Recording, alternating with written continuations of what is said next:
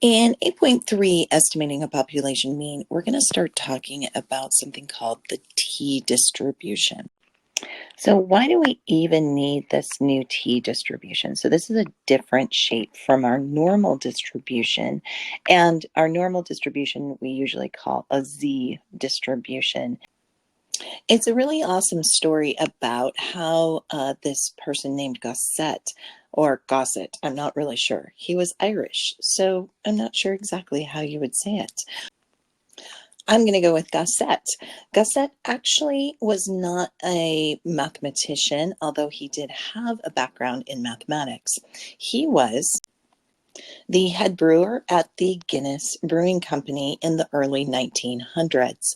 He was finding anomalies in his measurements and the hops and the hop distribution and predicting what the bitterness rate was in the hops as he used them.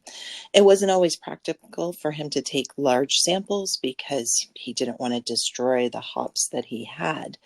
He was a very modest man, and so when he first published his results, he actually called it the student's results, the student's t-distribution. So he did not want credit in his own name because he thought of himself as a very humble man, and so he actually published his results anonymously. I've done some screenshots here of a online simulator to kind of explain what Gossett discovered and what he observed and how he kind of made some corrections. So the first image I have here is a confidence interval of means, and we've got a 99% confidence level. Notice I did set our population distribution to normal. I'm doing a z-score with a sample standard deviation. So for each sample, it's found the mean of the sample and found its standard deviation. One thing you might notice, though, is a lot of these samples have wider or shorter distributions than others. So, as commonly was known, at a larger sample size, 30 or above, we will get the correct confidence level. However, what Gossett started noticing was that when we don't know our actual mean and we're relying on the mean of the samples, we don't actually get a normal distribution. This looks a lot like a normal, but notice how it doesn't really taper off the way the normal distribution does. In this next screenshot, we can see what Gossett actually experienced. He had a smaller sample size of 4, and we've always been told as long as our population distribution is normal, we shouldn't have this problem, but in fact we did. And this only happens with means. Look at this population, or this sample right here. It's got an extremely small standard deviation. The reason why is the 4 values in the sample, the 4 trials in the sample, were clustered very close to their mean. They were very close together. And so it didn't quite give us the reach that we needed to hit our target of 100 as our mean. And Gossett did a lot of calculations to correct this. So even when we have a small sample size, if our distribution of our population is normal, we should be able to get a better confidence. So he wanted 99, but unfortunately, he's only hitting about 94. So he spent a lot of time calculating with trial and error to get a better idea of what was going on. Why was it that he was still getting what looked like a normal distribution, but wasn't giving us the confidence level that we desired? So he came up with new calculations to adjust and give us new critical values that could be used to adjust this problem. He called this new distribution the t-distribution. And you can see what happens when we apply the t critical values. So what that does is, remember, this was our short This was our short distribution right here. This is our short sample. And look how it elongated that so that it actually reached its target of 100. He was going for a confidence level of 99%. In 100 intervals, we would expect to see around 98 to 90 to 100%. So that is not uncommon in only 100 samples at a 99% confidence to get 100%. I also want you to notice I did not change anything else. This is still the same distribution we saw before. The only thing I did was change the method to T, and that gives us the adjustment for this problem that occurred. I'm going to put a link to this simulator right now in the notes if you'd like to try it out. My advice, though, would be make sure to keep your statistic at means and your distribution at normal, and then you can play around with all of the other numbers and see if you can figure out exactly what's going on here.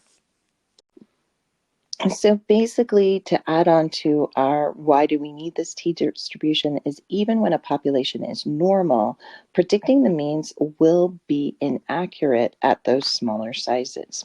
So when he created his table, he came up with this degrees of freedom, and it's often denoted by DF. It's always one less than your sample size. So in my example, I showed sample size of 4, our degrees of freedom would simply be 3. How do you know when to use Z and when to use T? It's only used for confidence intervals. So when you are trying to predict a value within a range and our true population parameter is unknown, you do use it for confidence intervals. No matter what the size of your sample, you're going to get a more accurate value. Now, this is only for confidence intervals of means, not proportions. So there's an easy way to remember when you use Z and when you use T. So for proportions, if you're trying to do a confidence interval for proportion, you're always going to use the Z interval. And the easy way to remember is Z interval for proportions. Z interval for proportion. Or ZIP. And for means, always use the T. Even when you do have a large enough sample, you're just going to be much more accurate if you use the T. So this, you can remember T intervals for means or TIM. So just remember your ZIP and TIM, and you'll be able to remember which is which. Let's finish up this video with looking finally at table B, which is the T table. And what is a degree of freedom? So find the degree of freedom. The degree of freedom, like I just said, is n minus 1. So it's the sample size minus 1. Then you're going to find the critical value, or T star. Remember, the critical value for the normal distribution is Z star for the desired confidence level. So let's take a look at this table. Notice that the T distribution has a bit narrower curve to it than the normal distribution, and that the probability is calculated from the T star value upwards. So it's always right-tailed. It's always calculating this proportion. And that's the tail probability.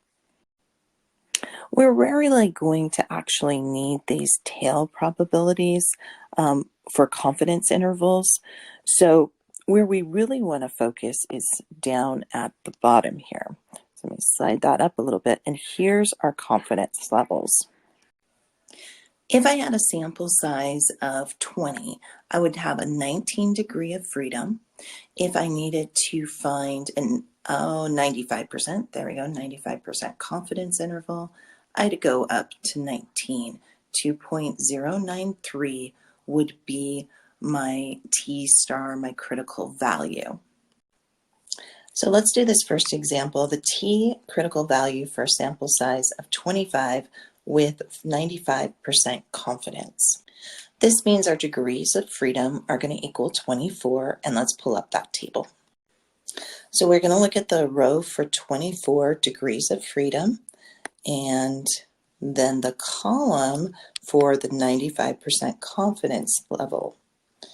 Okay, and that means that our critical value is 2.064. So I'm going to show you the chart again, and I'd like you to find the critical value for a sample size of 18 with a 99% confidence level. Hopefully what you found was at 17 for degrees of freedom, you've got a 99% confidence level with a critical value of 2.898. The last thing I want to mention is that hack that we can use for if you can't memorize all of your confidence levels, they are on this table T.